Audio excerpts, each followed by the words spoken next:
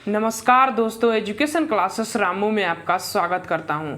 दोस्तों, आज की वीडियो आप लोगों के लिए काफ़ी महत्वपूर्ण है क्योंकि आज है संडे और आज मैंने लेकर आया हूं 150 प्रश्नों की महत्वपूर्ण प्रैक्टिस सेट। और ये हमारा जो प्रैक्टिस सेट है ये 5वां प्रैक्टिस सेट है। तो ध्यान रखिएगा, इससे पहले मैंने 4 प्रैक्टिस सेट आप लोगों को करा चुका हूं और ये हमारा 5वां प्रैक्टिस सेट है और इसमें भी हम 150 प्रश्न कवर करेंगे।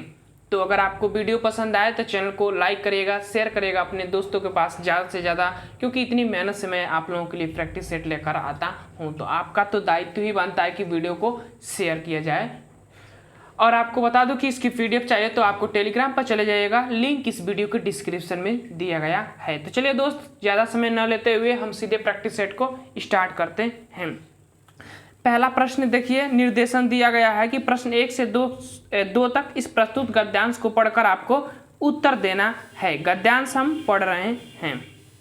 चलिए, संसार में शांति, व्यवस्था और सद्भावना के प्रसार के लिए बुद्ध, ईसा मसीह, मोहम्मद, चैतन्य, नानक आदि महापुरुषों ने धर्म में यही धर्म के नाम पर पृथ्वी पर जितना रक्तपात हुआ उतना ही किसी कारण से नहीं, पर धीरे धीरे मनुष्य अपनी शुभ बुद्धि से धर्म के कारण होने वाले अनर्थ को समझने लग गया। भौगोलिक सीमा और आर्थिक विश्वसजनित भेदभाव व धरती में मिटते जा रहे हैं। जो विश्वसनीय भेदभाव हैं वो धरती में मिटते हुए जा रहे हैं।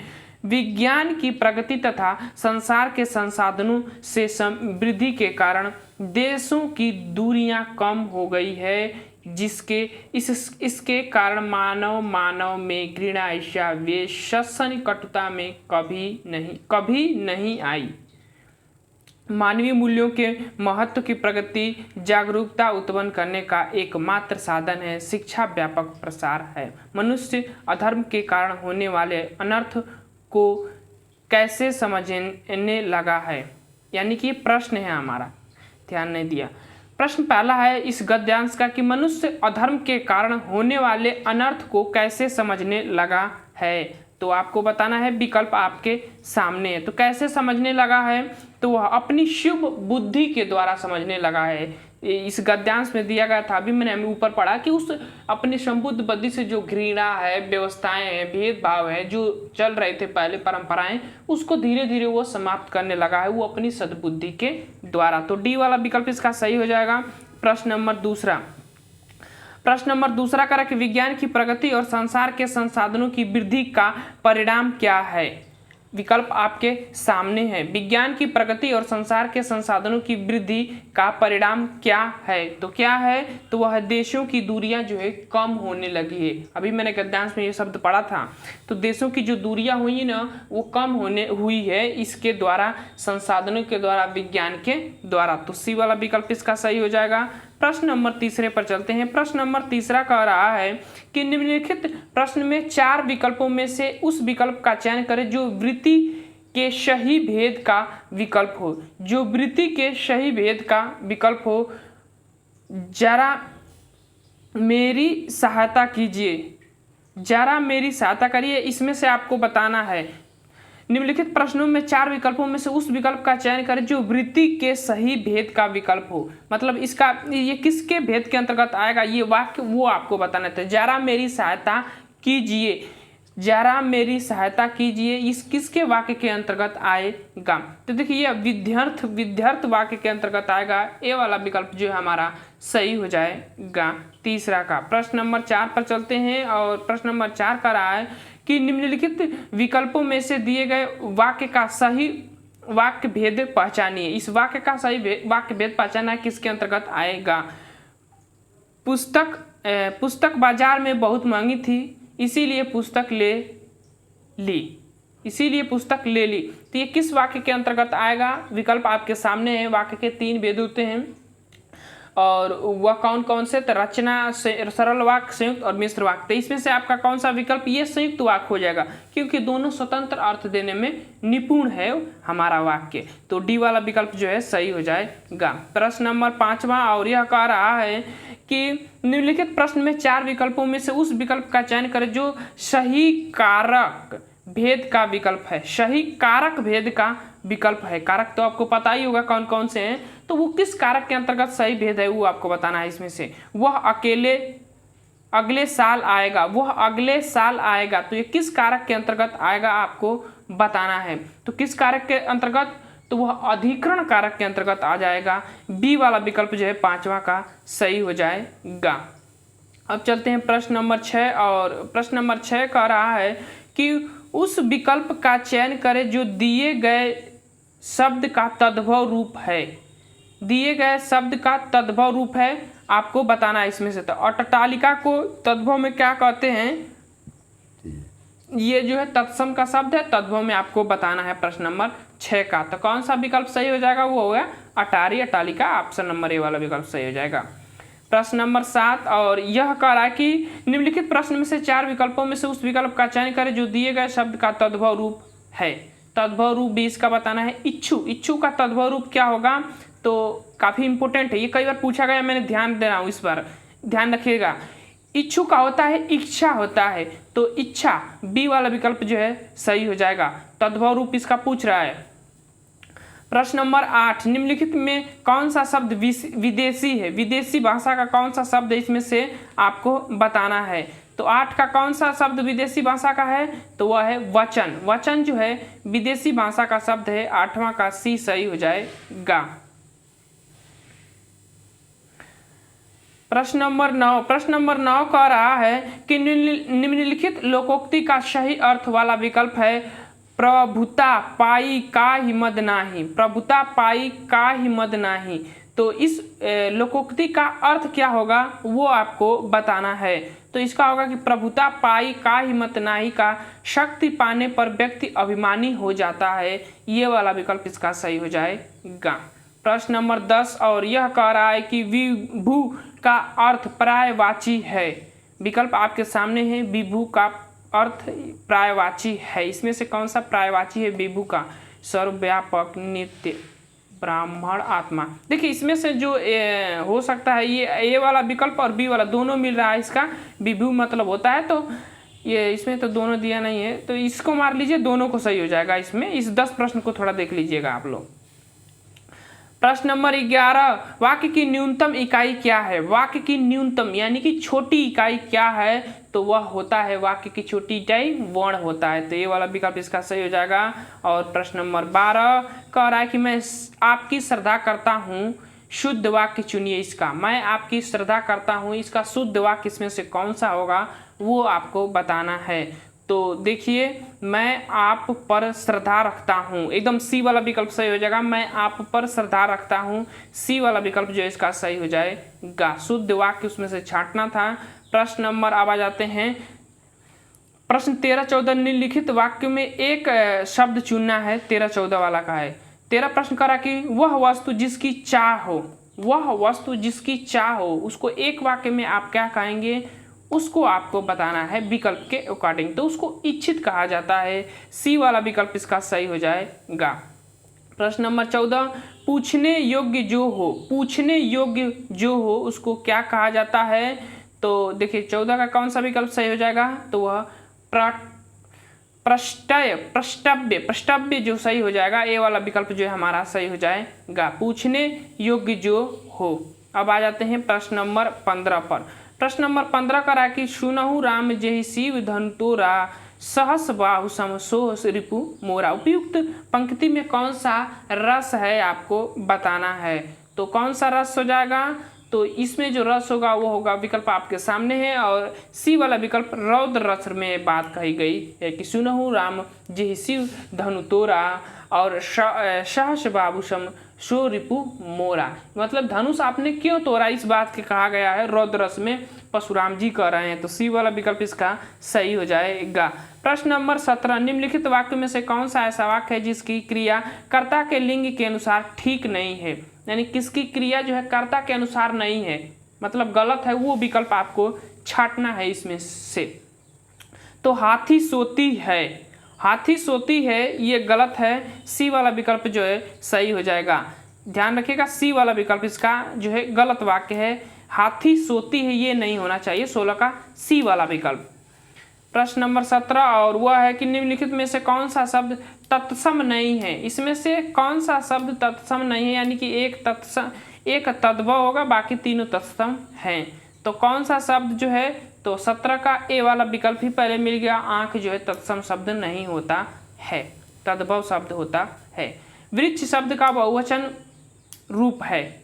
वृक्ष शब्द का बहुवचन रूप क्या होगा, तो वह वृक्ष का क्या होगा। काफी इंपोर्टेंट प्रश्न है, कई बार पूछा जाता है, ध्यान रखिएगा, ध्यान से उत्तर दीजिएगा। वृक्ष का वृक्ष ही होता है बहुवचन रूप, तो ध्यान रखिएगा। कुछ ऐसे शब्द होते हैं जो सादा एक वचन और बहुवचन में समान होते हैं, जैसे वृक्ष का वृक्ष ही होता है। प्रश्न नंबर अब आ जाते हैं 19 और यह कह रहा कि मेरी बहन स्कूल में आई है। मेरी बहन स्कूल में आई है, इस वाक्य में बहन का पद परिचय दीजिए। बहन का पद परिचय आपको देना है। इसमें से क्या होगा, मेरी बहन, तो मेरी शब्द कैसे वाक्य के अंतर्गत आएगी वो आपको इस विकल्प के अकॉर्डिंग बताना है। तो देखिए मेरी जो है एक स्त्रीलिंग तो होएगा ही, मेरी बहन एक वचन में होएगा ही, कर्ता कारक, हाँ कर्ता कारक होगा। देखिए सी वाला विकल्प जो है इसका सही हो जाएगा। 19 का सी वाला विकल्प जो है सही हो जाएगा, ध्यान से पढ़ लीजिएगा। अगला प्रश्न है सारंग लय सारंग चली कर सारंग की ओठ, सारंग छीनो देखन सारंग गई कर गई चोट। उपयुक्त पद में कौन सा अलंकार है, काफ़ी इम्पोर्टेंट है, इसमें अलंकार आपको बताना है कि कौन सा होगा। तो 20 का विकल्प कौन सा सही हो जाएगा, तो वह यमक अलंकार हो जाएगा, यानी कि हर वाक्य का अलग अलग अर्थ इसमें है सारंग के लिए। तो ध्यान रखिएगा, डी वाला विकल्प इसका सही हो जाएगा। प्रश्न नंबर 21 पितरऊ पद में प्रयुक्त समास है। पितरऊ पद में कौन सा समास है तो वो आपको बताना है, और उसमें है पितरऊ, तो इसमें द्वंद्व समास हो जाएगा। सी वाला विकल्प जो है सही हो जाएगा, पिता माता च पिता च, इसका विग्रह करने पर। प्रश्न नंबर 22 शिवैक्यम में संधि है। शिवैक्यम में कौन सी संधि है वो आपको बताना है। तो शिवैक्यम में कौन सी संधि होगी बताइए आप। शिवैक्यम यरलव शिवैक्यम में कौन सी संधि होगी, इसका ट्रिक होता है, और यह यण संधि के अंतर्गत आ जाता है। तो 22 का डी वाला विकल्प जो है हमारा सही हो जाएगा। अब प्रश्न नंबर 23 देही क्रियाकलाप में लकार है। देही जो क्रियाकलाप है उसमें लकार कौन सा है आपको बताना है 23 वाले विकल्प का। तो कौन सा लकार होगा, वह लोट लकार हो जाएगा। बी वाला विकल्प इसका सही हो जाएगा। प्रश्न नंबर 24 और आउततः का अर्थ क्या होता है। आउततः का अर्थ क्या होता है, तो आउततः मतलब होता है जीजा। सी वाला विकल्प 24 का सही हो जाएगा। प्रश्न नंबर 25 और यह कह रहा है कि अस धातु लोट लकार मध्यम पुरुष एक वचन का रूप कौन सा होगा। अस धातु का लोट लकार में मध्यम पुरुष एक वचन का रूप कौन सा होगा, तो वह होता है एधी होता है, एधी।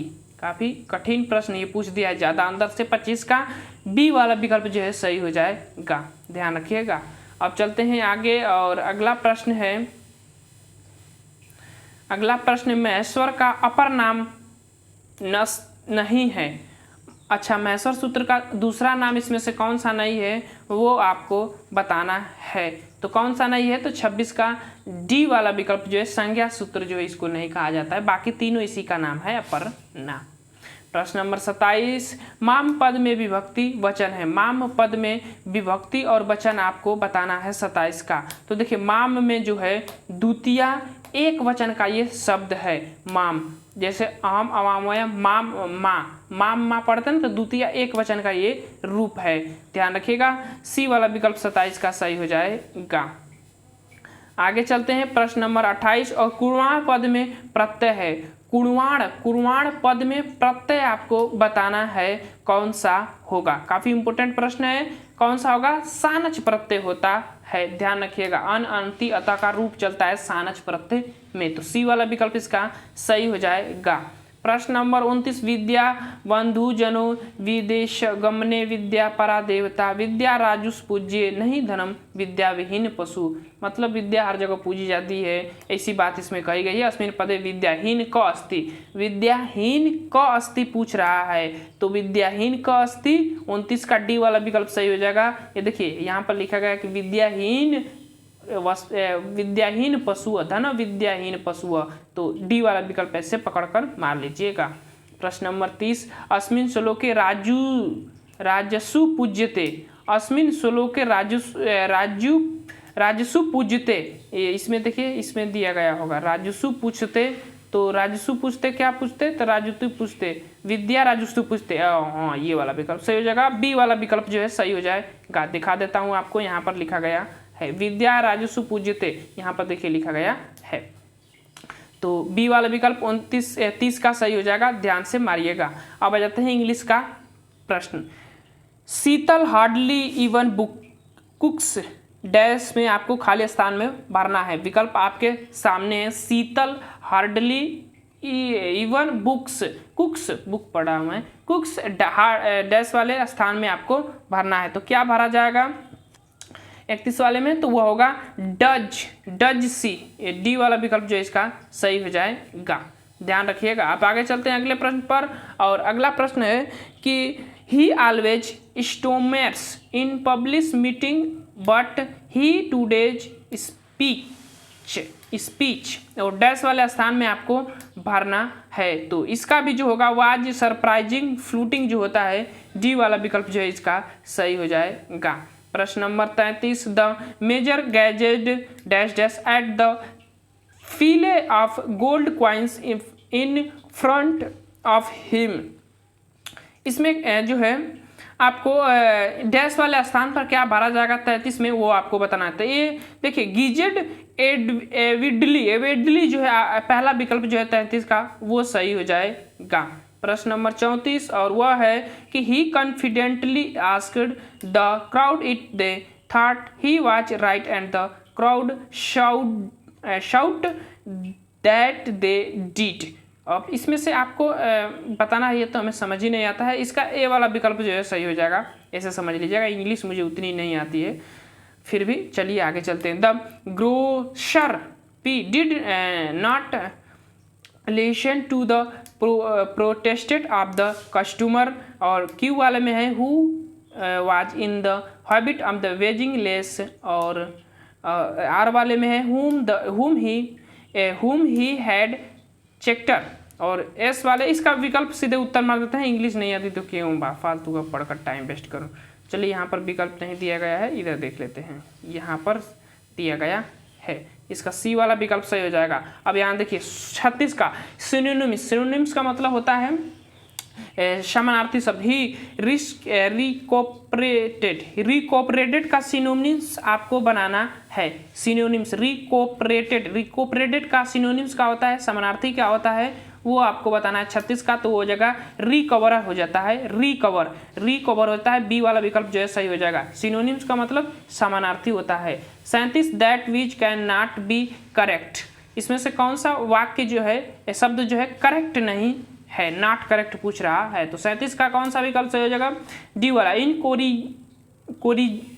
इनकोरिजिबल जो है ये गलत है। डी वाला विकल्प जो है 37 का सही हो जाएगा। प्रश्न नंबर 38 और 38 का रहा है कि फाइंड द व्रॉन्ग स्पेल्ट वर्ड, इसमें जो गलत है वो आपको ढूंढना है। 38 का तो कौन सा ट्राउलरी जो है नहीं हो सकता, सी वाला विकल्प जो है गलत है। तो 38 का सी वाला विकल्प।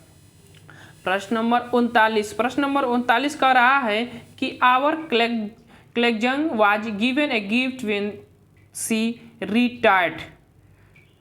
Our colleague was given a gift when the retired. तो इसका कौन सा विकल्प सही हो जाएगा 39 का, तो वह होगा डी वाला विकल्प जो है इसका सही हो जाएगा। इंग्लिश थोड़ी नहीं आती है तो थोड़ा डिस्टर्ब होता है, बाकी चीज़ें थोड़े टॉपिक आते हैं। अब चलते हैं अगला प्रश्न। मोहन ने कहा we shall go to see the Taj in the morning night, जब वो चांद निकला होता है तो उस समय आप जो है ताजमहल देखने गए थे। ये कहा है। तो विकल्प 40 का कौन सा सही हो जाएगा? वह Mohan said that they should go to the sea the Taj the moonlight. देखिए इसमें जो है ना ये दिया नहीं कि किस में चेंज करना है, यही सबसे बड़ी दिक्कत है। आगे चलते हैं, अब उस प्रश्न को छोड़ते हैं, अब प्रश्न आराम से पढ़ेंगे।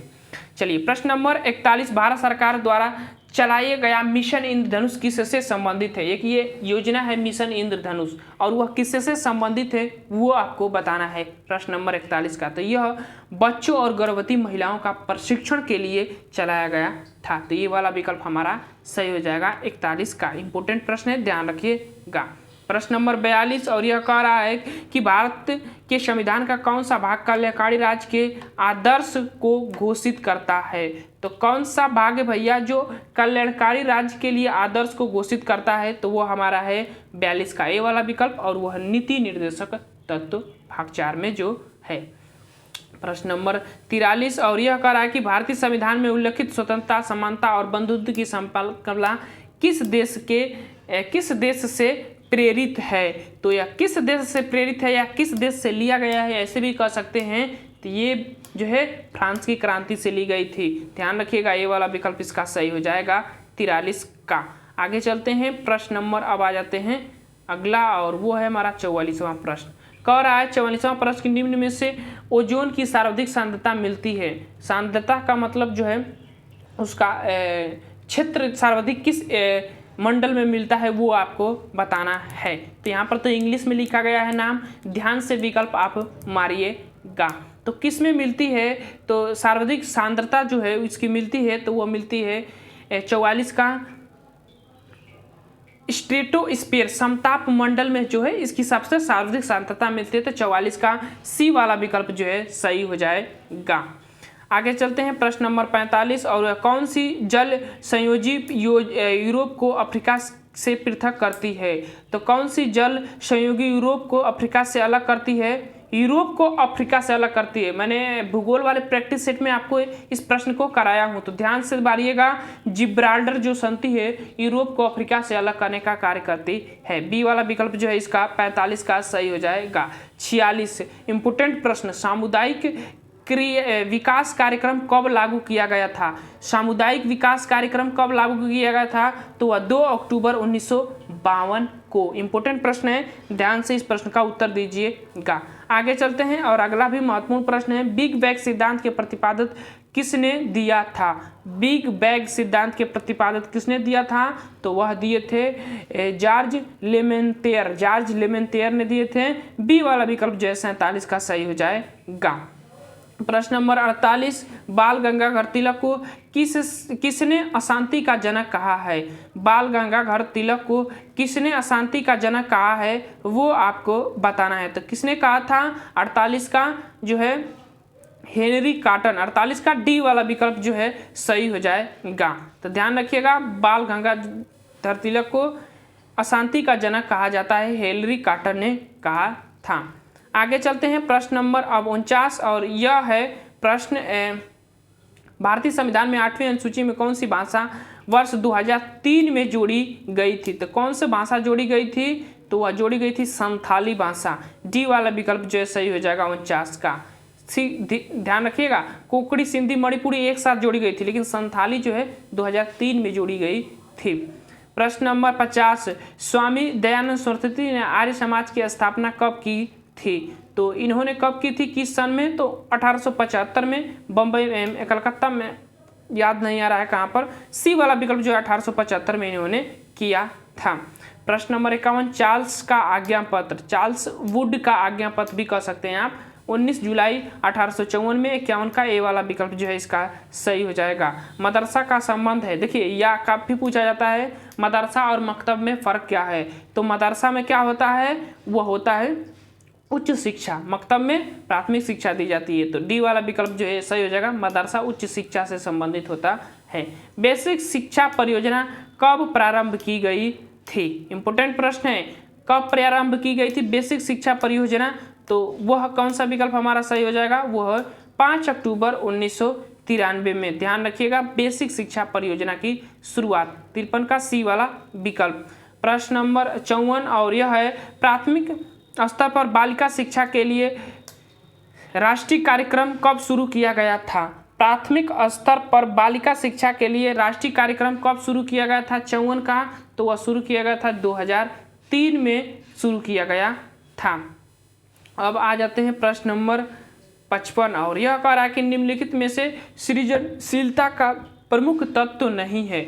इसमें से सृजनशीलता का प्रमुख तत्व नहीं है वो आपको बताना है। तो कौन सा नहीं है? तो वह है अनुशासन। बाकी तीनों सृजनशीलता के प्रमुख तत्व हैं। बी वाला विकल्प जो है 55 का सही हो जाएगा। प्रश्न नंबर 56, प्रतिभाशाली विद्यार्थी डैश डैश है। तो प्रतिभाशाली विद्यार्थी कैसे होते हैं? तो वह अवसारी चिंतन वाले होते हैं। ध्यान रखिएगा, बी वाला विकल्प इसका सही हो जाएगा। प्रश्न नंबर 57, स्कूल प्रबंधन का तत्व है।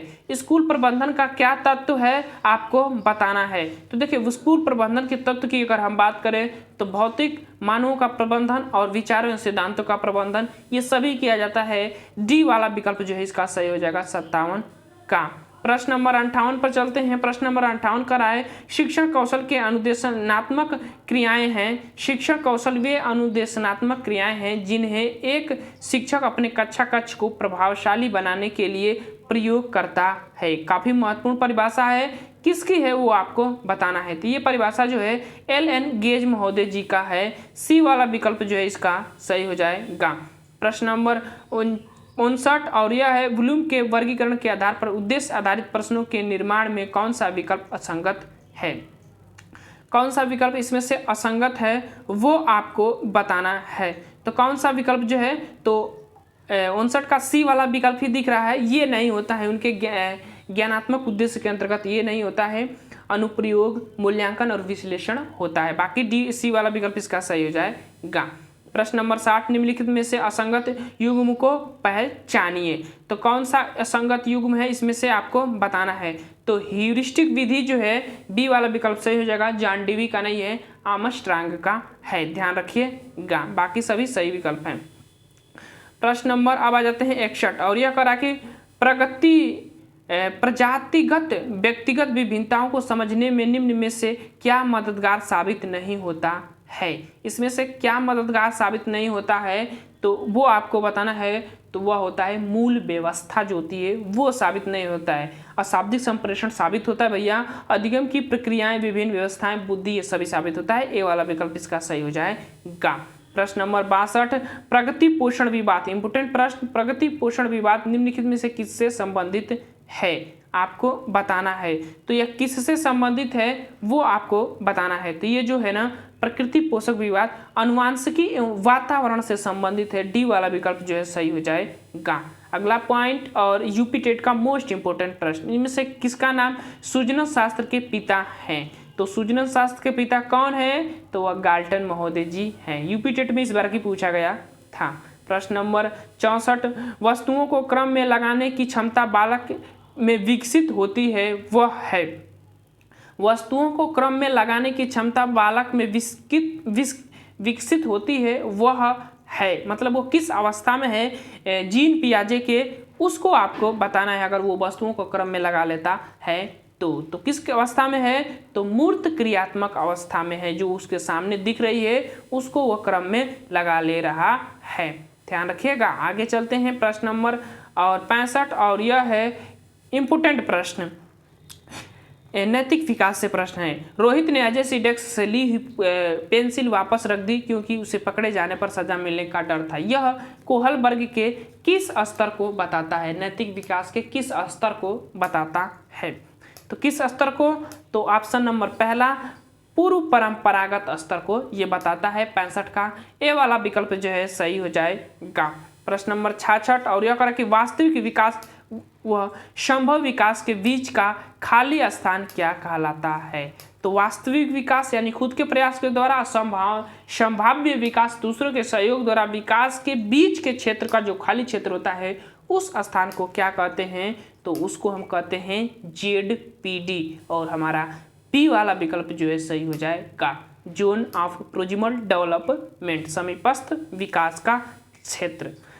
प्रश्न नंबर 67, एक बच्चा जो डैश डैश से ग्रस्त है वह को वाज में अंतर नहीं कर पाता है। तो उसको किस बीमारी से संबंधित है, मतलब वो किस बीमारी से अधिगम अक्षमता से संबंधित है, विकल्प आपके सामने है। तो वह डिसलेक्सिया, डिसलेक्सिया किससे संबंधित, पठन विकार से। ये वाला विकल्प जो है सही हो जाएगा।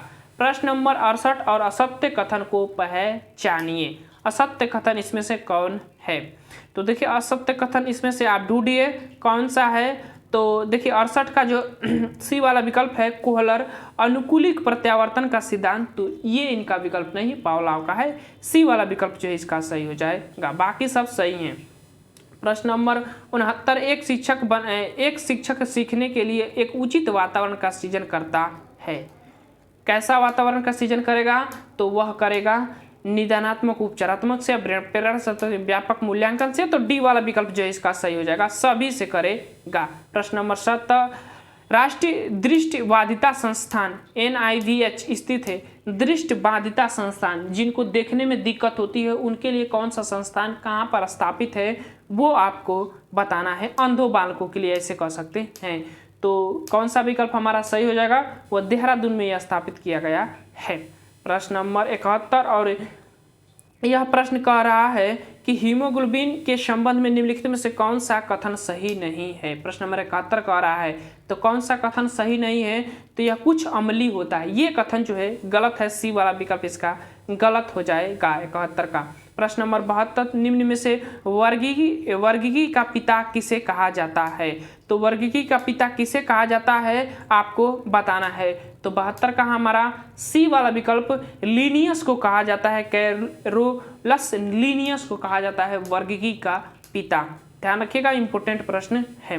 प्रश्न नंबर अब आ जाते हैं 73 पर। अम्लीय वर्षा वनस्पति को नष्ट कर देती है, क्योंकि इसमें क्या होता है भैया? तो इसमें होता है 73 का डी वाला विकल्प सल्फ्यूरिक अम्ल होता है। SO2 प्लस NO2 का यह मिश्रण होता है, ध्यान रखिएगा। 74 प्रश्न, प्रबल अम्ल व जलीय विलयन में किसका अधिकत्व होता है?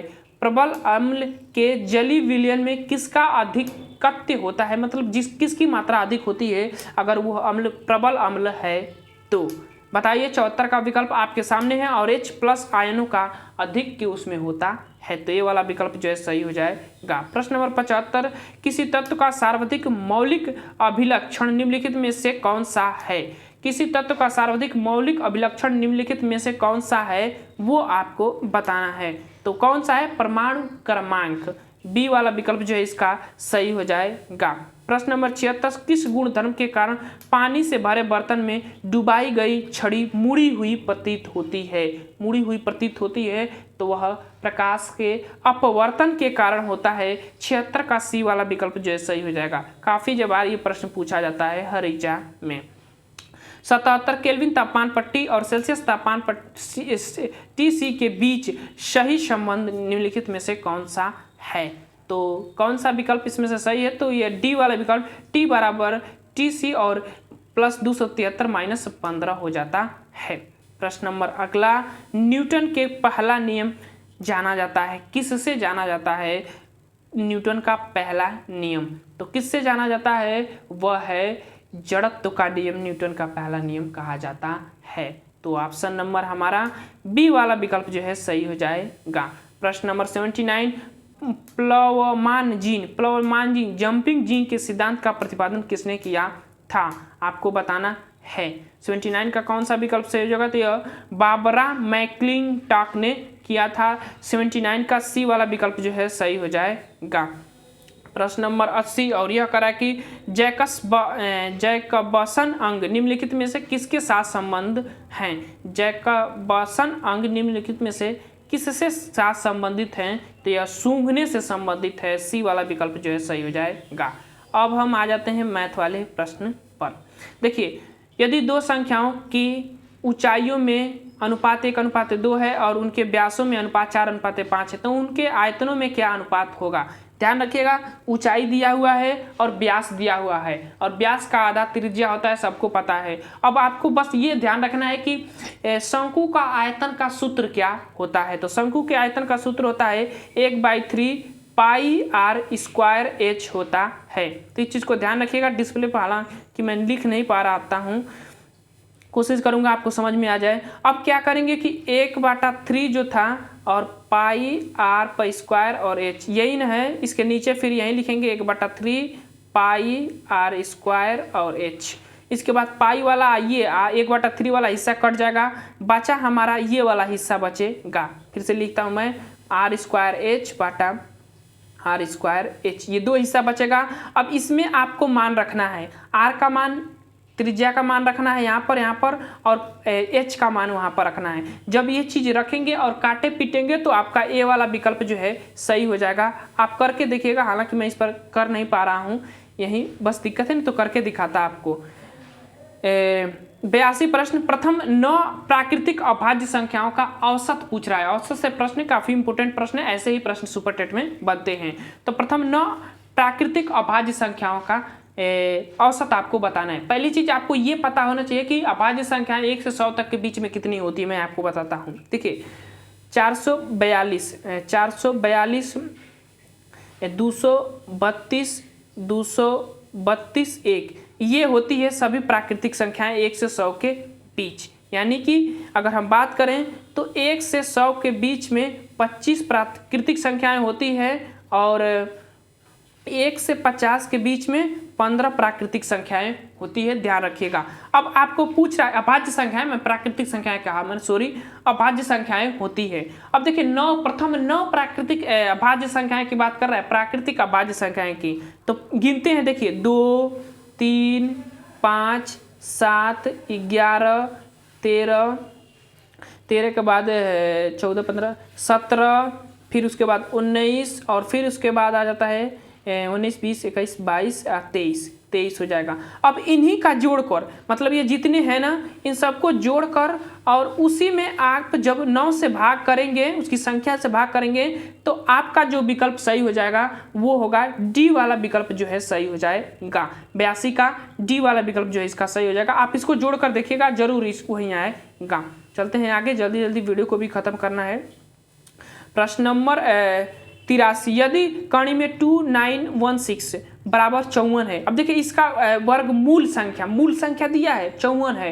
अब बस दशमलव का हेर फेर यहाँ पर है, बस ये चीज़ ध्यान रखिए कि दशमलव का हेर फेर है, दशमलव आपको ध्यान रखना है। यहाँ देखिए 2 अंक बाद दशमलव है, यानी कि 1 अंक बाद दशमलव। वर्ग में 2 अंक बराबर 1 होता है, यानी कि 2 अंक यानी कि 1, तो 2 अंक यानी कि हम रखेंगे 5.4 ऐसे रखेंगे।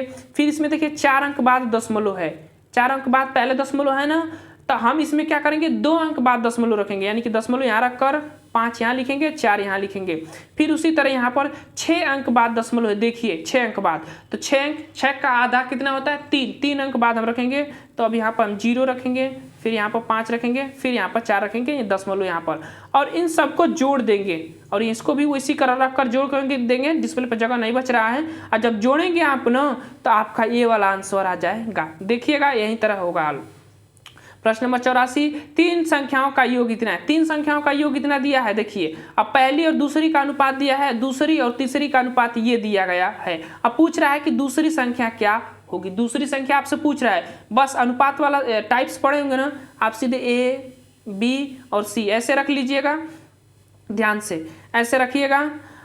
ये आ जा रहा है ना, ए, बी और सी ऐसे रख लीजिएगा अनुपात में, और उसके बाद इसके नीचे देखिए 2 रखिएगा, 3 रखिएगा, फिर यहाँ से 5 रखिएगा और 8 रखिएगा, और ये वाला स्थान खाली बच रहा है, ये वाला स्थान खाली बच रहा है, तो यहाँ पर 5 रखेंगे, इसके वाला एरिया का ये वाला, और इसके वाले एरिया का हम रखेंगे 3। अब सीधे इसका मल्टीप्लाई कर दीजिए, आपको ए बी सी का मान ज्ञात हो गया। अब पूछ रहा है तीनों का योग, तो तीनों का योग कर इसमें भाग देंगे तो आपका जो आएगा आंसर, और उसके बाद पूछेगा कि दूसरी संख्या कौन है, तो उसमें मल्टीप्लाई कर देंगे तो आपका सी वाला आंसर जो है 84 का आ जाएगा। आप हल करिएगा इसी मेथड से। अब चलते हैं आगे, ये है यदि आर त्रिज्या के वृत्त के अंतर्गत एक समषष्ठभुज विनिर्मित हो तो उसका परिमाप क्या होगा। ये थोड़ा लेंथी क्वेश्चन है, इसको अगर लगाएंगे तो इसका उत्तर ये आपको बता देते हैं। 85 का सी वाला विकल्प जो है सही हो जाएगा। प्रश्न नंबर 86, किसी त्रिभुज के अंतः केंद्र को सुनिश्चित किया जाता है। तो किसी त्रिभुज के अंतः केंद्र को कैसे सुनिश्चित करेंगे, किसी भी त्रिभुज के, तो उसकी हम किससे, माध्यिका से। ध्यान रखिएगा इंपॉर्टेंट प्रश्न है, माध्यिका से डिनोट किया जाता है। तो सी वाला विकल्प जो है सही हो जाएगा। प्रश्न नंबर 87, ये पिछले सुपर टेट में पूछा गया एग्जाम है, मुझे याद नहीं 19 वाला में है कि 18 वाला में, लेकिन ये पूछा गया प्रश्न है। ध्यान से इस प्रश्न को मैं बताता हूँ कैसे हल किया जाता है। देखिए 1001 का घन दिया गया है और इसमें से कौन सा होगा। बस यहाँ पर देखिए कि बीच में 2 जीरो दिया गया है ना, उसके बाद देखिए कि ऊपर घन दिया गया है कि वर्ग दिया गया है। 2 चीज़ों ध्यान में रखा जाता है। 3 दिया गया है तो 3 आपको फोकस करना है। अब देखिए यहाँ पर बीच में 2 जीरो है, फिर यहाँ पर बीच में 2 जीरो है, फिर यहाँ बीच पर 2 जीरो है। बाकी किसी में ऐसी प्रक्रिया नहीं दी गई है, किसी भी विकल्प में ऐसे पकड़ने का तरीका, तो इसका सी वाला विकल्प सही हो जाएगा। और याद रखिएगा यहाँ पर 3 दिया गया है तो समझिएगा कि 3 उसमें 2 बार होगा। 3 बार दिया गया है तो 2 बार होगा, यानी कि एक बार ये 2 बार हो गया। और यहाँ पर 3 बार दिया गया है तो 1 बार कम रखा जाता है, वही उसका घन हो जाता है। सी वाला विकल्प जो है इसका सही हो जाएगा। अगर मेथड से लगाएंगे तो ये लंबा थोड़ा हो जाता है। मैंने ट्रिक से आपको बताया। प्रश्न नंबर 88 है कि यदि किसी संख्या का 20% 120 हो तो उसी संख्या का 120% क्या होगा। तो आपको संख्या ज्ञात करने को पड़ेगी। माना संख्या x का 20% बराबर 100 बराबर 120, और जब आप इसको कटाएंगे तो 20 पाँचे 100 और 12 पाँचे 60, यानी कि 600 हमारा आ जाएगा संख्या। कितना आएगा 600। और 600 का 120% जब आप निकालेंगे तो आपका जो मान आएगा 0 से 0 ये कट गया, 12 छक 72, 720 दिया गया है। डी वाला विकल्प जो है इसका सही हो जाएगा। चलिए अब आगे चलते हैं, इसका डी वाला विकल्प सही हो जाएगा, ध्यान रखिएगा। अब देखिए ये वाला प्रश्न है, थोड़ा मेथड लंबा लगेगा, लेकिन इसको एक शॉर्ट ट्रिक से मैं आपको बताता हूँ। इसमें से आपको छोटा भिन्न पहचानना है कौन सा होगा। बस आप क्या करिए, इसको दशमलव में चेंज कर दीजिए, आप कुछ मत करिए, इसको दशमलव में डायरेक्टली चेंज कर दीजिए, आसान हो जाएगा ये क्वेश्चन। दशमलव में कैसे चेंज किया जाता है, तो भाग दे दीजिए। जैसे यहाँ पर भाग देंगे तो दशमलव पहला वाला का भाग देते हैं, 0.11 हो जाता है, 11 पच्चे 55, 5 फिर 5 बचा तो 11 पच्चे 55, 50 ना तो 44, 11 चौक 44, 0.54। ऐसे जब आप उसको दशमलव में चेंज करेंगे तो ये वीडियो में ज़्यादा लंबा हो जाएगा। ध्यान से मैं इसका उत्तर ही आपको बता देता हूँ। तो 89 का जो है डी वाला विकल्प जो है इसका सही हो जाएगा। ध्यान से आप मारिएगा, इसका डी वाला विकल्प जो है सही हो जाएगा। दशमलव में चेंज करेगा, उसके बाद आपको पता चल जाएगा कौन सा बड़ा है कौन सा छोटा है। प्रश्न नंबर ये 90, एक आयत की लंबाई में 25% की वृद्धि होती है तो उसकी चौड़ाई में कितने प्रतिशत घटा दिया जाए कि उसके क्षेत्रफल में एक समान बना रहे। ट्रिक से आपको बता देता हूँ, इसे ट्रिक याद रखेगा। देखिए यहाँ पर पूछ क्या रहा है, पहले वृद्धि कर रहा है फिर कमी कर रहा है, ये चीज़ ध्यान रखेगा। जब वृद्धि करेगा और पूछेगा कमी करेगा, कमी ये घटाने की बात करेगा, कमी की बात करेगा, तो आप 100 गुणे x जो प्रतिशत है बाटा 100 प्लस x, बस ये ट्रिक लगा लीजिएगा। बस यहाँ पर अगर घटाने की बात पर पूछेगा, कमी पूछेगा तो यहाँ पर प्लस रहेगा, अगर वृद्धि पूछेगा तो आपका यहाँ माइनस रहेगा। अब इसी सूत्र पर आप रख दीजिए इसको, तो 125 25 में 100 का गुणा करेंगे तो कितना हो जाएगा 2500।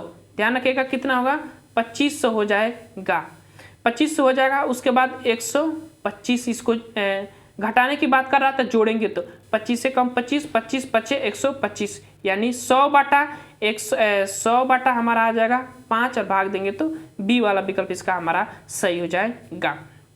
आगे चलते हैं और अगले प्रश्न पर। ये देखिए ये भिन्न से प्रश्न है, इसको आपको बराबर के बराबर करना है। और कितना होगा, तो देखिए एक सही 27/99 आप इसको लिख सकते हैं इसे, और जब लिखेंगे इसको जोड़ेंगे तो 126/99 हो जाएगा, ऐसे होगा। अब जब इसको कटाएंगे तो आपका ये वाला विकल्प जो है सही हो जाएगा। ये वाला विकल्प नहीं, गलत, ये वाला होगा, सी वाला विकल्प जो है 91 का सही हो जाएगा। 14 ऊपर है ना, बड़ा वाला अंक ऊपर है, तो सी वाला विकल्प जो है इसका सही हो जाएगा। प्रश्न नंबर 92, एक धन चक्रवृद्धि ब्याज की दर से 15 वर्षों में 2 गुना हो जाता है तो 16 गुना कितने वर्षों में होगा। बस याद रखिए यहाँ पर देखिए 15 वर्ष में 2 गुना, तो कितने वर्ष में वह 16 गुना होगा। अब 16 किसका, दो इसके बराबर करना है, 2 के बराबर, तो 2 का प्रयोग कितने बार करेंगे, 2 दूनी के 4, 4 दूनी के 8, 8 दूनी के 16, यानी कि 4 बार 2 का प्रयोग होगा। 2 गुणे 2 गुणे 2 गुणे 2, यानी 1 2 3 4 बार। तो हम क्या लिखेंगे यहाँ पर, 2 पर 4 लिखेंगे घात, और इसी 4 घातवा को यहाँ पर रख दिया जाएगा और 15 का गुणा कर देंगे तो कितना आएगा, 15 चौको 60। डी वाला विकल्प जो है इसका सही हो जाएगा। अब आ जाते हैं प्रश्न नंबर 93। यदि ए पर एक्स बराबर बी पर वाई बराबर सी पर जेड बराबर हो तो बी पर स्क्वायर बराबर ए सी में हो तो वाई का मान आपको ज्ञात करना है। देखिए ये थोड़ा लेंथी प्रश्न है, इसका उत्तर आपको बता देते हैं, डी वाला विकल्प इसका सही हो जाएगा। जो प्रश्न लंबे होंगे वीडियो को लंबा नहीं किया जाएगा, उसका उत्तर ही बता दिया जाएगा आप लोगों के लिए। 94 प्रश्न, और इसमें से आपको बताना है एक्स और वाई का मान बताना है। अब देखिए यहाँ पर 80 है ना, ये इसका 80 है ऊपर वाला, तो नीचे वाला भी 80 होगा, तो वाई का मान हमें 80 मिल गया। अब ये दोनों को जोड़ देंगे, त्रिभुज के अंतःकोणों का योग 180 अंश होता ही है, इन दोनों को जोड़कर 180 में से घटाएंगे तो आपका कितना आएगा, ये 50 आ जाएगा। तो हमारा ए वाला विकल्प जो है इसका सही हो जाएगा, ध्यान से आप लगा लीजिएगा। प्रश्न नंबर 95, एक समलंब चतुर्भुज की समांतर भुजाओं की लंबाई ए और बी है, समांतर असंगत भुजाओं के मध्य बिंदुओं को मिलाने वाली रेखा की लंबाई होगी। तो देखिए इसकी भी थोड़ा मेथड अगर लगाएंगे तो लंबाई इसका ए प्लस बी बटा 2 वाला विकल्प जो है सही हो जाएगा, बी वाला विकल्प जो है 95 का सही हो जाएगा। प्रश्न नंबर 96, किसी कक्षा में 6 छात्रों की आयु वर्षों में निम्नवत दी गई है तो इसकी माध्यिका बताना है। माध्यिका कभी भी याद करेंगे तो आरोही आरोही क्रम में पहले अंकों को बैठा लीजिएगा, यानी छोटे से बड़े की तरफ अंकों का क्रम कर लीजिएगा। उसके बाद उनका क्या करना है आपको, तो उसके बाद उसका करना क्या है कि जब आप छोटे से बड़े की तरफ आरोही क्रम में कर लेंगे तो उसके बाद बीच उसकी संख्या में उसके योग कर उसमें भाग देंगे तो आंसर आ जाता है। तो 96 का हमारा जो है सही होगा, सी वाला विकल्प जो है छोरा वाला विकल्प जो सही हो जाएगा। मतलब कि इनकी संख्या कितनी है, मान लीजिए कि 3 3 6 है, या 3 3 6 है तो 6 बटा 2 और 2 से भाग देंगे तो 2 तिहाई 6, 2 तिहाई 6 प्लस ए 1वें पद का मान, तो वो हमारा 16 वाला मान आ जाता है। सी वाला विकल्प जो सही हो जाता है। प्रश्न नंबर 97, केंद्रीय प्रवृत्ति के तीनों मापों में अनुभावित संभव है, इसमें से कौन सा सूत्र सही है। अब देखिए एक सूत्र मैं आपको बताता हूं, उसी को इधर उधर कर इसमें दिया गया है। बहुलक बराबर 3 माध्यिका माइनस 2 माध्य होता है, इसका सूत्र याद रखिएगा।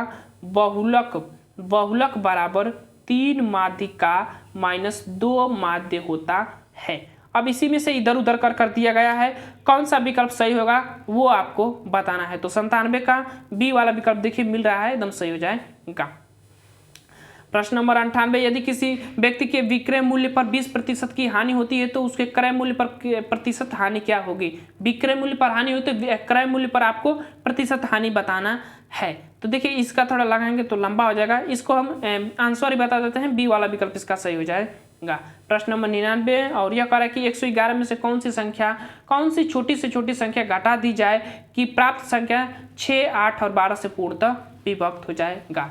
इस प्रश्न का हमें विकल्प लगता है कि गलत दिया गया था, जब हम इसको आपको बताएंगे, क्योंकि देखिए अगर मैं इसमें से किसी भी संख्या को घटाऊंगा और उससे भाग दूंगा तो कट जाना चाहिए, चाहे इसका आप लसा निकालिए और उस संख्या के जब आप इस संख्या में भाग देंगे तो जो शेष बचेगा वही आपका उत्तर होता है। लसा अगर हम इसका लेते हैं तो कितना आएगा लसा, 6, 8, 12 का लसा कितना हो जाएगा, तो 24 हो जाएगा। 24 देखिए 24 लसा, 24 में इसमें भाग देंगे तो 24 चौको 96 होता है, पता है ना आप लोगों को, 24 चौको 96 और 101 में से 96 घटाएंगे तो कितना आ जाएगा, 4 और 1 5, 15 हो जाएगा। और यहाँ पर 15 होना चाहिए, हमारा डी वाला विकल्प सही हो जाएगा। 11 दिया है, ये 11 नहीं होना चाहिए।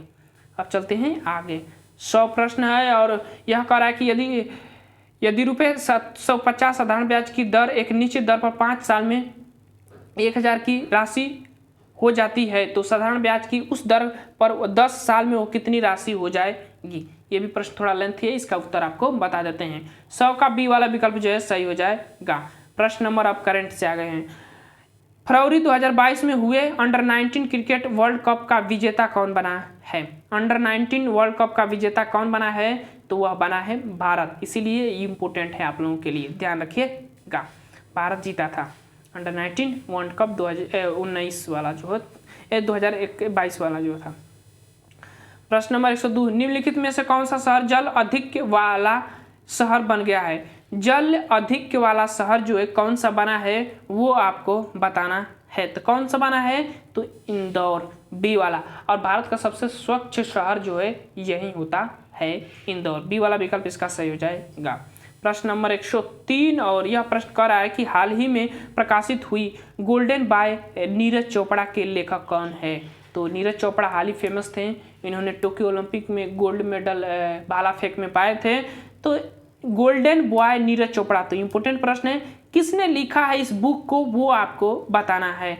तो नवदीप सिंह गिल ने लिखा है, बी वाला विकल्प इसका सही हो जाएगा। 104 सतत विकास सूचकांक में भारत में कौन सा स्थान मिला है। सतत विकास सूचकांक में भारत का स्थान तो 120वां स्थान है, याद रखिएगा। हाल ही में चर्चा में रहा परम प्रवेगा क्या है। परम प्रवेगा क्या है, हाल ही में चर्चा में था, तो यह एक सुपर कंप्यूटर है परम प्रवेगा, तो ध्यान रखिएगा। प्रश्न नंबर 106 हाल ही में विश्व वन्य जीव दिवस कब मनाया गया। हाल ही में विश्व वन्य जीव दिवस कब मनाया गया वो आपको बताना है। तो कब मनाया गया, तो 3 मार्च को, ये वाला विकल्प हमारा सही हो जाएगा। प्रश्न नंबर 107 हाल ही में रूस द्वारा यूक्रेन पर हमले के दौरान विश्व के सबसे बड़े विमान को नष्ट किया गया, उसका नाम क्या था। अभी एक बहुत से बड़े विमान का नष्ट किया गया था और वो विमान जो है किसका था, तो वह विमान यूक्रेन का था, यूक्रेन का। तो मारिया जो था यूक्रेन का था, उसको नष्ट कर दिया गया रूस के द्वारा, बी वाला विकल्प जो है इसका सही हो जाएगा। प्रश्न नंबर 108 हाल ही में भारत सरकार ने यूक्रेन से नागरिकों को निकालने हेतु कौन सा मिशन शुरू किया है। करंट का ही प्रश्न है, किस मिशन को शुरू किया गया था भारत के द्वारा, तो ऑपरेशन गंगा का शुरू किया गया था, बी वाला विकल्प जो है सही हो जाएगा। प्रश्न 109 धर्मानार्जियन युद्धाभ्यास 2022 किन देशों के मध्य हुआ है। तो बताइए किन देशों के मध्य हुआ है, तो वह भारत और जापान के मध्य हुआ है, धर्मागार्जियन युद्धाभ्यास 2022। प्रश्न नंबर 110 और वह है राज्य खाद्य सुरक्षा सूचकांक में बड़े राज्यों की श्रेणी में किस राज्य को शीर्ष स्थान यानी कि पहला राज्य का स्थान का दर्जा मिला है। तो वह मिला है किस राज्य को, तो गुजरात राज्य को मिला है खाद्य सुरक्षा सूचकांक में, ध्यान रखिएगा। प्रश्न नंबर 111 हाल ही में पीएम मोदी ने किसान ड्रोन यात्रा का उद्घाटन किया, यह इसका संबंध किससे है। किसान ड्रोन यात्रा का उद्घाटन किया है तो किससे संबंधित है, अब किसान कृषि से, तो ये वाला विकल्प इसका सही हो जाएगा। प्रश्न नंबर 112 डिजिटल हाउस के सपने को साकार करने के लिए भारत सरकार ने कौन सा एप्लीकेशन लॉन्च किया है।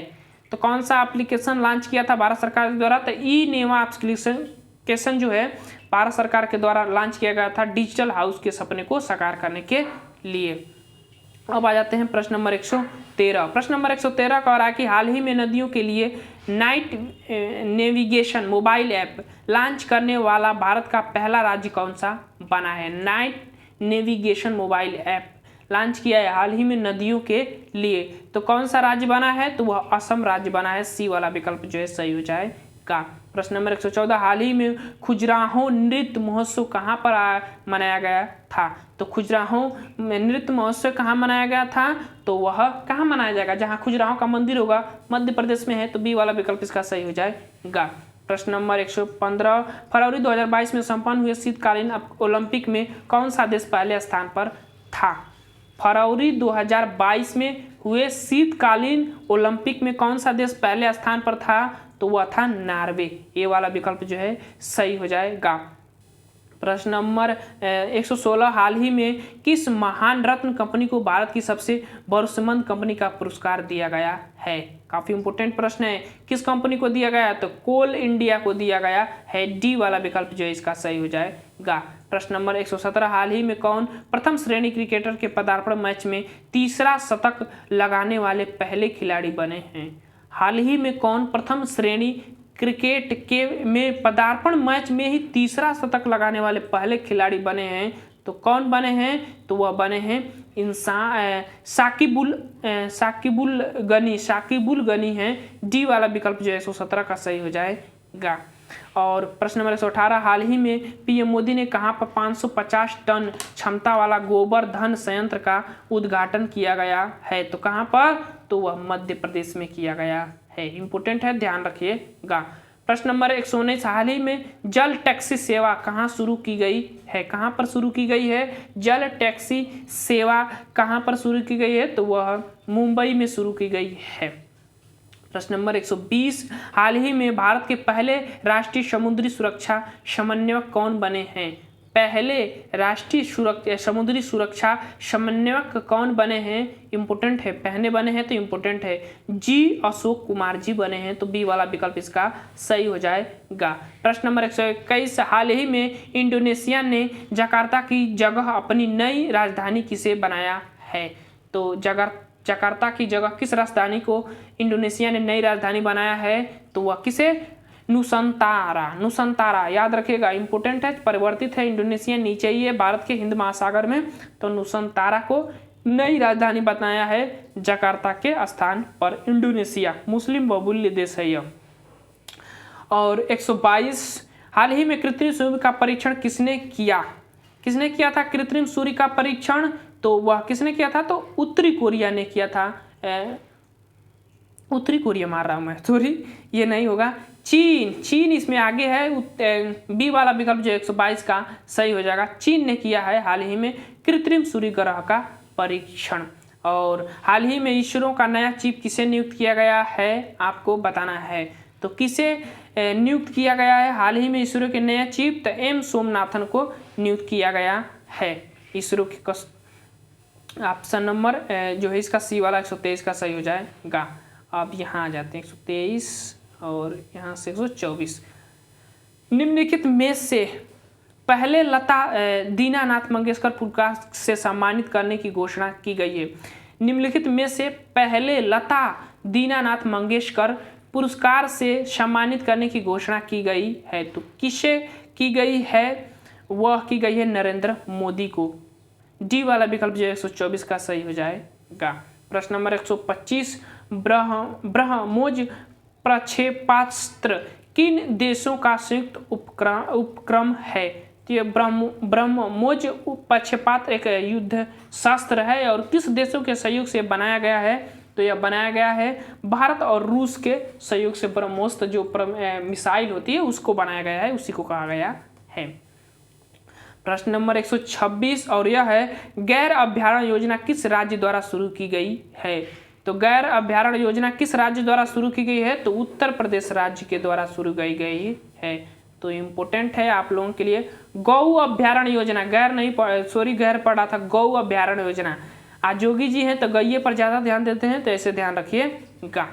127 प्रश्न है, निम्नलिखित में से कौन सा देश 2026 राष्ट्रमंडल खेलों की मेजबानी करेगा? तो कौन सा देश करेगा? इंपोर्टेंट प्रश्न है, ऑस्ट्रेलिया करेगा। और हाल ही में ऑस्ट्रेलिया के नए प्रधानमंत्री बने हैं, तो ये भी आप कमेंट बॉक्स में बताइएगा हमें। प्रश्न नंबर 128, चौथा यूएस इंडिया 2 मंत्री स्तरीय संवाद कहाँ हुआ है? 2+2 जिसको मंत्री परिषद संवाद होता है वो कहाँ पर हुआ है? यूएस के साथ भारत का। 128 प्रश्न काफ़ी चर्चा में रहता है ये 2+2 वाला वार्ता भारत और अमेरिका के साथ जो हुआ है। तो 128 का कौन सा विकल्प से होगा? वाशिंगटन डीसी में हुआ है 128 का डी वाला विकल्प। प्रश्न नंबर 129 और वह करा कि लगातार चौथी बार सीरिया के राष्ट्रपति के रूप में पदभार संभालने वाले व्यक्ति निम्न में से कौन है? सीरिया काफ़ी मतलब कि उस पर आतंकवाद एरिया काफ़ी वहाँ पर पाया जाता है। सीरिया काफ़ी उसमें प्रभावित रहता है ये चीज़ों से। तो कौन लगातार चौथी बार सीरिया के राष्ट्रपति के रूप में पदभार संभाले हैं वो आपको बताना है। तो बशर अल असद जी की सरकार जो है इन्होंने संभाला है। डी वाला विकल्प जो है 129 का सही हो जाएगा। और प्रश्न नंबर 130, फेयरलेस गवर्नेंस पुस्तक किसके द्वारा लिखी गई है? तो किसके द्वारा लिखी गई है? तो डॉक्टर किरण बेदी जो है उनके द्वारा लिखी गई है। 130 का डी वाला विकल्प सही हो जाएगा। अब आ जाते हैं जीवन कौशल। काफ़ी इंपॉर्टेंट प्रश्न है, कई बार पूछा जाता है। जीवन कौशल एक व्यक्तिगत योग्यताएं जो व्यक्ति को दैनिक जीवन परिवर्तन तथा समस्याओं को प्रभावित करने से निपटने के लिए सक्षम बनाती है। यह परिभाषा किसकी है? तो यह परिभाषा किसकी है? तो यहाँ की परिभाषा है ये बी वाला विकल्प जो 131 का सही हो जाएगा। और अगला पॉइंट है जीवन कौशल का उद्देश्य नहीं है। इसमें से कौन सा जीवन कौशल का उद्देश्य नहीं है? तो वह उद्देश्य नहीं है सामाजिक समर्थन वह जीवन कौशल का उद्देश्य नहीं है। बाकी सभी जीवन कौशल का उद्देश्य है।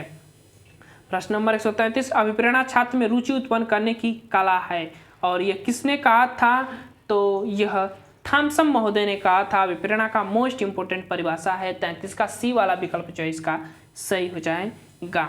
अब चलते हैं 134 पर, और बाह्य अभिप्रेरणा में समावेशित किया जाता है। बाह्य अभिप्रेरणा में क्या समावेशित किया जाता है वो इसमें से आपको छांट कर बताना है। तो देखिए, प्रशंसा है, दोष, प्रतिद्वंदिता, पुरस्कार है, दंड, परिणाम का ज्ञान, ये सभी आ जाते हैं बाह्य अभिप्रेरणा के अंतर्गत। तो 134 का डी वाला विकल्प जो है इसका सही हो जाएगा। अगला प्रश्न है, मैस्लो के अभिप्रेरणा सिद्धांत को कहा जाता है।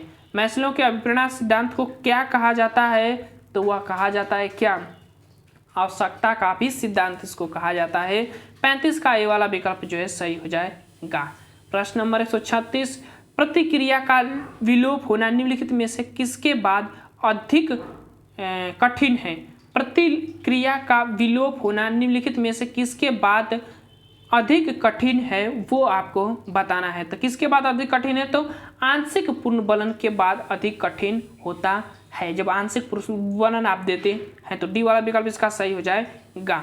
प्रश्न नंबर 137, सतत विकास लक्ष्य 2030 में शिक्षा से संबंधित लक्ष्य को किस स्थान पर रखा गया है? किस स्थान पर रखा गया है शिक्षा को? तो वह रखा गया है चौथा स्थान पर रखा गया है। सतत विकास लक्ष्य 2030 के लिए शिक्षा को रखा गया है, चौथे स्थान पर रखा गया है। प्रश्न नंबर 138, और वह है राष्ट्रीय शिक्षा नीति 2020 में 21वीं सदी के कौशलों के कितने अभिक्षेत्र हैं? कौशलों के कितने अभिक्षेत्र हैं आपको बताना है। तो 3 अभिक्षेत्र हैं। इंपोर्टेंट प्रश्न है 138 का, बी वाला विकल्प जो है सही हो जाएगा। अगले प्रश्न पर चलते हैं। 139, एनसीईआरटी का द्वारा कुल मूल्य माने गए हैं। इंपोर्टेंट प्रश्न, एनसीईआरटी द्वारा कुल कितने मूल्य माने गए हैं वो आपको बताना है। तो 139 का 43 मूल्य इसने माना है। प्रश्न नंबर 140, और यह करा कि पूर्व ज्ञान से जोड़कर नवीन ज्ञान के निर्माण में किस शिक्षक की भूमिका होती है? किस शिक्षक की भूमिका होती है जो पूर्व ज्ञान से जोड़कर नवीन ज्ञान का निर्माण करता है? 140 का विकल्प कौन सा सही हो जाएगा?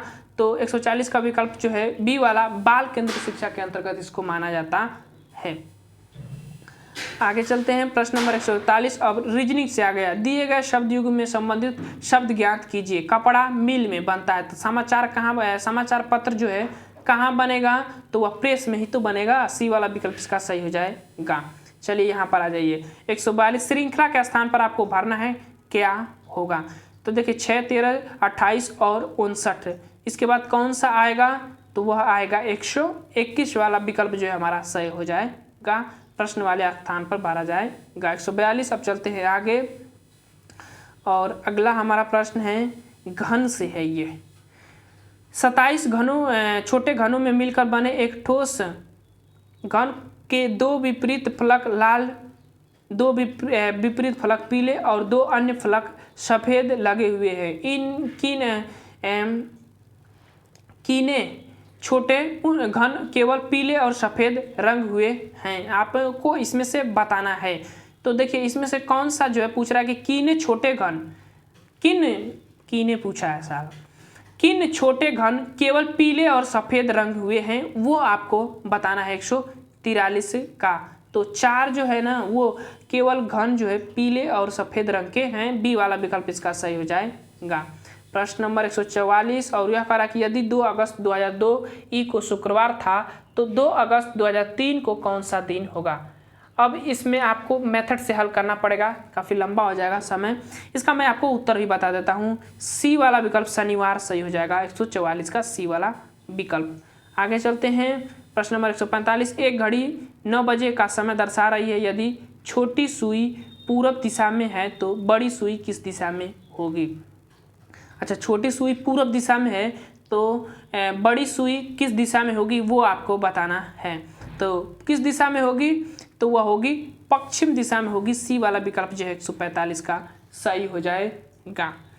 आगे चलते हैं, और अगला हमारा कंप्यूटर से रिलेटेड 5 प्रश्न होता है। और HTTP का पूरा नाम तो इसका होता है हाइपर टेक्स्ट ट्रांसफ़र प्रोटोकॉल। कौन सा ऑप्शन में दिया गया है? 146 का ए वाला, हाइपर टेक्स्ट ट्रांसफ़र प्रोटोकॉल, ए वाला विकल्प इसका सही हो जाएगा। प्रश्न नंबर 147, और शिक्षा में कौन सी नवीन तकनीकी है जो स्वयं अध्ययन को बढ़ावा देती है? तो कौन सी तकनीकी है जो स्वयं अध्ययन को बढ़ावा देती है? काफ़ी ये इंपॉर्टेंट प्रश्न है। और CAI जो विधि है ना, ये है, इनका जनक नहीं याद आ रहा है, लेकिन ये है CAI विधि। 47 का सी वाला विकल्प जो है सही हो जाएगा। प्रश्न नंबर 148, इंटरनेट का उपयोग कहाँ होता है? तो इंटरनेट का उपयोग कहाँ होता है? सभी जगह होगा, ऑफिस, घर, बैंकिंग, सभी जगह होता है। डी वाला विकल्प इसका सही हो जाएगा। अवांछित ईमेल मैसेज को क्या कहते हैं? तो अवांछित जो ईमेल मैसेज होते हैं उसको क्या कहा जाता है? तो उसको स्पैम कहा जाता है। याद रखिएगा, कई बार पूछा जाता है, स्पैम उसको कहते हैं। और लास्ट प्रश्न है कि पहला स्मार्टफोन किस कंपनी ने बनाया था? आपको बताना है पहला स्मार्टफोन किस कंपनी ने बनाया था। तो IBM नामक कंपनी जो थी, इंटरनेशनल बिजनेस मशीन वाली जो कंपनी थी, उसने पहला स्मार्टफोन बनाया था। तो ये वाला विकल्प इसका सही हो जाएगा। तो ये थे हमारे 150 प्रश्नों के महत्वपूर्ण प्रैक्टिस सेट। आपको कैसा लगा? वीडियो अच्छा लगे तो वीडियो को लाइक करिएगा, शेयर करिएगा, सब्सक्राइब करिएगा। तो चलिए दोस्त, वीडियो को समाप्त करते हैं। Thank you for watching this video.